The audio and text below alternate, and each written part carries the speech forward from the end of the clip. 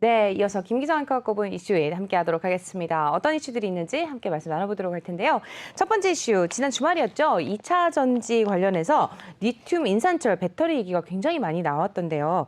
우선 리튬 인산철 배터리가 어떤 건지부터 좀 설명을 해주시면 좋을 것 같아요. 네, 그러니까 그 2차 전지라는 것 자체가 양극재, 음극재, 분리막, 전해질 이렇게 구성이 돼 있지 않습니까? 네, 그렇죠. 이 중에서 양극재를 어떤 금속을 사용을 하느냐에 따라서 구분이 된다 이렇게 보시면 됩니다. 우리나라 기업들이 이 생산을 하고 있는 2차 전지 같은 경우에는 MCN 배터리 뭐 이렇게 얘기를 하죠. 그렇죠. 그러니까 니켈, 코발트, 망간 뭐 이렇게 사용을 해서 이렇게 세 가지 금속이 들어가기 때문에 삼원계 배터리 이렇게 얘기를 합니다. 여기에 비해서 리튬 인산철 배터리는 양극재를 인산철을 사용을 한다 이렇게 보시면 되는데 장점이 뭔가 하면은 인산철이라는 것 자체가 가격이 싸고 네. 또 니켈이나 코발트, 망간 같은 경우에는 이게 희소금속 아닙니까? 그래서 지금 우리가 보시다시피 굉장히 가격 등락폭이 심합니다. 굉장히 비싸질 가능성도 있는데 여기에 비해서 인산철이 굉장히 저렴해서 가격에서 경쟁력이 있다 이렇게 보시면 되고요. 그리고 또 한 가지는 뭐 폭발을 하지 않는다 이렇게 얘기를 합니다만은 어쨌든 간에 발열성이 굉장히 낮습니다. 그래서 네. 폭발의 가능성이 굉장히 적다 이렇게 볼 수 있는 특징이 있습니다.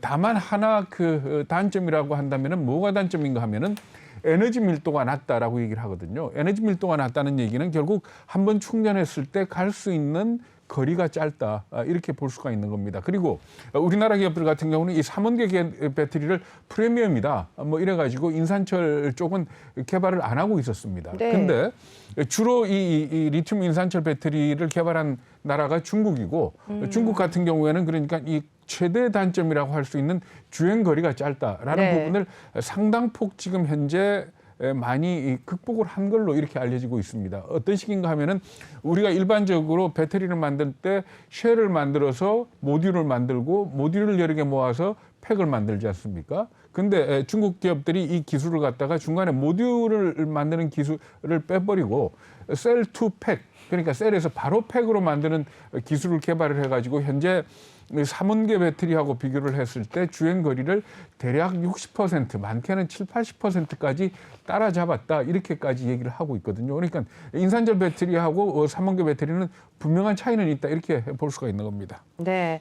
그런데 지금 가장 요즘 최근 들어서 주가가 고공행진하고 있는 바로 테슬라죠. 테슬라가 LFP 배터리를 더 많이 사용하겠다 이렇게 밝힌 거죠. 네, 그러니까 그 테슬라가 지난주 우리 시간으로 목요일이었죠. 네. 뭐라고 얘기를 했는가 하면 지금 현재 생산하고 있는 스탠다드 레인지 모델에 사용하고 있는 배터리를 전량 LFP, 그러니까 리튬 인산철 배터리로 바꾸겠다 이렇게 얘기를 했던 겁니다. 그러니까 지금 현재 그 스탠다드 레인지 모델 같은 경우에는 중국이나 아시아 이런 쪽에 나가는 차종에 대해서는 리튬 인산철 배터리를 이미 사용을 하고 있습니다. 그런데 미국에 판매하는 것도 리튬 인산철 배터리를 사용하겠다 이렇게 얘기를 한 거거든요. 그 이유는 아무래도 가격이 싸기 때문이다 이렇게 봐야 될 것 같습니다. 그러니까 가격이 싸기 때문에 스탠다드 레인지 모델이 롱 레인지 모델보다도 가격이 싸거든요. 그러니까 이런 부분에서 원가 경쟁력을 확보하기 위해 가지고 삼원계 배터리가 아닌 리튬 인산철 배터리를 사용하는 거 아니냐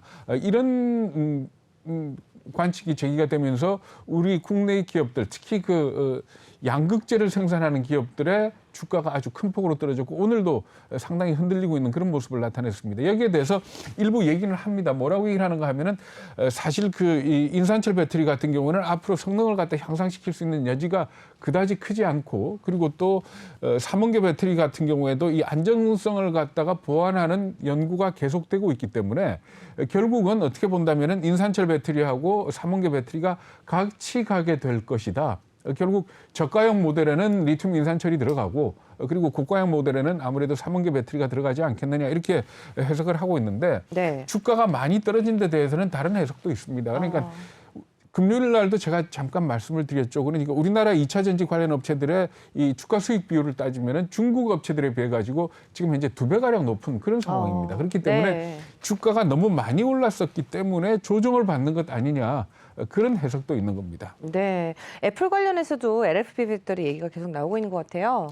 네, 그러니까 테슬라가 그 얘기를 하고 난 뒤에 주말에 애플까지 나섰던 겁니다. 애플의 얘기는 뭔가 하면 네. 애플이 애플카에 들어갈 배터리를 갖다가 중국 업체들하고 그동안 협상을 벌여왔는데 네. 이 협상이 무산됐다라는 그런 기사가 전해졌는데 그 내용을 볼 것 같으면 CATL이나 BYD한테다가 애플이 뭐라고 얘기를 했는가 하면 이 인산철 배터리, 리튬 인산철 배터리를 미국에서 만들어 달라라고 얘기를 했는데 중국 업체들이 이걸 거부를 했던 아니다. 겁니다. 그러니까 미국에서 만들거나 아니면은 애플 전담팀을 구성을 해달라 했는데 이런 것들을 모두 거부를 하면서 결과적으로 애플하고 중국 배터리 업체들 간의 협상이 무산된 걸로 이렇게 전해졌는데 이 과정에서 또 한 번 리튬 인산철 배터리 얘기가 나왔던 겁니다. 그러니까 그만큼 야 이러다 보면은 대세가 리튬 인산철 배터리로 가는 거 아닌가 하는 그런 관측이 가능해졌다 이렇게 보시면 될 것 같습니다. 그렇죠. 지금 뭐 LFP 배터리 단점이 이제 보완이 됐다고 봐야 될까요? 아니면 우리 업계 움직임은 어떻게 봐야 되나요? 네, 일단 앞에서도 말씀드렸지만 중국 업체들 같은 경우는 셀투팩 기술로 해가지고 상당 부분 보완을 한 걸로 이렇게 나타나고 있습니다. 그리고 어쨌든 간에 지금 현재 배터리 관련해가지고 가장 큰 걱정이 화재 아닙니까?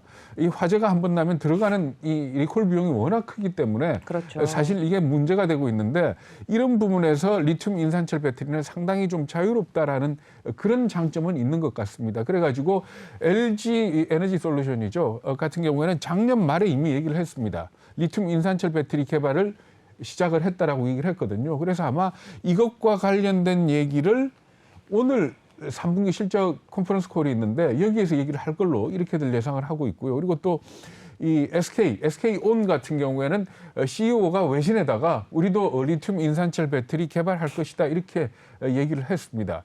다만 삼성 SDI 같은 경우에는 아직 이 리튬 인산철 배터리에 대해서 어떤 입장을 취했는지 얘기는 안 하고 있는데 과연 그렇다면 우리나라 기업들이 리튬 인산철 배터리를 지금 개발을 시작을 해서 중국 업체를 따라갈 수 있겠느냐 하는 이 부분에 대해서 전문가들의 얘기를 들어보면 좀 엇갈리는 그런 부분은 있습니다. 중국이 워낙 앞서가고 있기 때문에 그리고 중국 시장이 워낙 크지 않습니까? 그걸 바탕으로 한 이 기술 개발을 따라가기 쉽지 않을 거다라는 얘기도 있고 그리고 또 기본적으로 리튬 인산철 배터리라는 것 자체가 다른 구성 요소는 다 같고 양극재만 바뀌는 거기 때문에 따라가는데 그다지 멀지 않을 것이다. 그리고 또 중국 업체들의 제품을 갖다 놓고 분석을 한다면은 그다지 그렇게 복잡한 기술이겠느냐.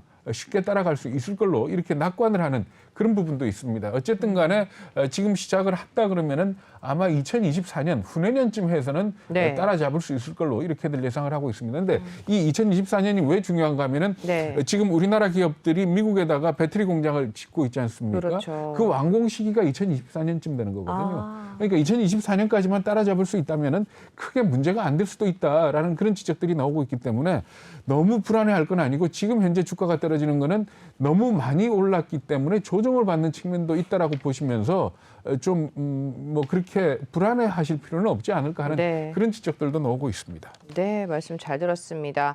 LFP 배터리 관련한 소식 좀 말씀 나눠봤고요. 이어서 두 번째 이슈도 말씀 나눠보도록 하겠습니다.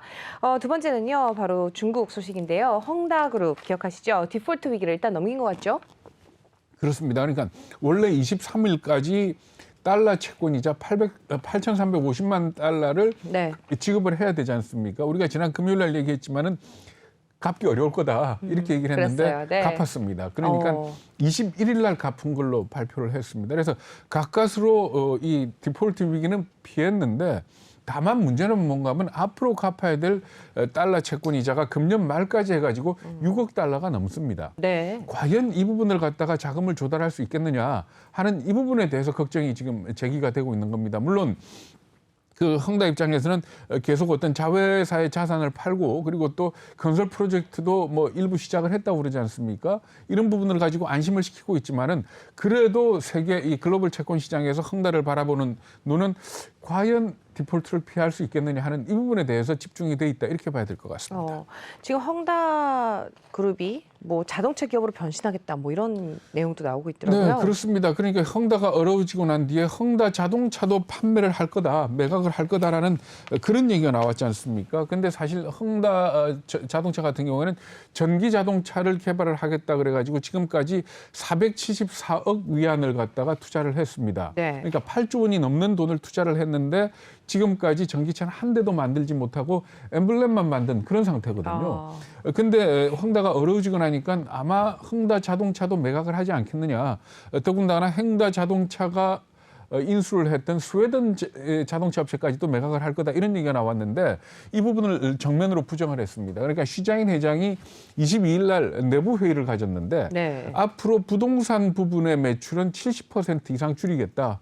그리고 전기 자동차에 집중을 하겠다 이렇게 얘기를 한 겁니다. 그러니까 앞으로 10년 안에 이 헝다를 갖다가 헝다에서 전기 자동차를 주력 기업으로 키우겠다라는 그런 뜻을 밝힌 거거든요. 물론 뭐 뜻대로 될지 어떨지는 모르지만은 네. 워낙 지금 시작 자체를 크게 해놓은 그런 전기 자동차 업체이기 때문에 어쨌든 간에 헝다가 위기를 딛고 일어선다면은 전기 자동차 업체는 또 한 번 큰 경쟁에 휘말릴 걸로 이렇게 봐야 될 것 같습니다. 네, 말씀 잘 들었습니다.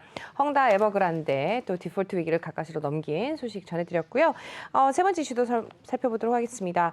미국의 서부 항만 전체가 심각한 상황이다 이런 내용들을 전해드린 바가 있죠. 하지만 연말 대목 때까지 풀리기 어려울 것이다 이런 전망이 계속 나오고 있는 거 이거 어떻게 봐야 될까요? 네, 그렇습니다. 미국 언론들이 보도를 하고 있는 걸 보면은 LA 항하고 롱비치 항에서 지금 현재 네. 바다 바깥에서 대기하고 있는 정박하고 있는 선박이 모두 85척이고 이 배에 실려 있는 화물의 가치가 262억 달러, 우리나라 돈으로 30조 원이 넘는다 그럽니다. 그러니까 이렇게 많은 물량이 지금 현재 적체가 되어 있는 그런 상황이거든요. 네. 그래서 현재 이 롱비치 항이나 LA 항에 입항해 가지고 대기해야 되는 시간이 13일이라 그럽니다. 그런데 이게 어느 정도인가 하면은 9월 초하고 비교를 했을 때 65% 정도 길어진 거다 이렇게 얘기를 하고 네. 이거는 정상적인 컨테이너선을 얘기를 하는 거고 좀 작은 소형 선박들 같은 경우에는 중국에서 출발을 해가지고 지금 LA항 외부에서 기다리고 있는데 5주째 짐을 못 내리고 있다 그러거든요. 그러니까 이 적체가 굉장히 심각한 상황으로 그리고 또 지금 현재 연말을 앞두고 아시아 쪽에서 LA항이나 롱비치항을 향해 가지고 출발한 화물선들이 굉장히 많다 그럽니다. 그러니까 네. 이게 결국은 더 병목 현상이 심해지지 않겠느냐.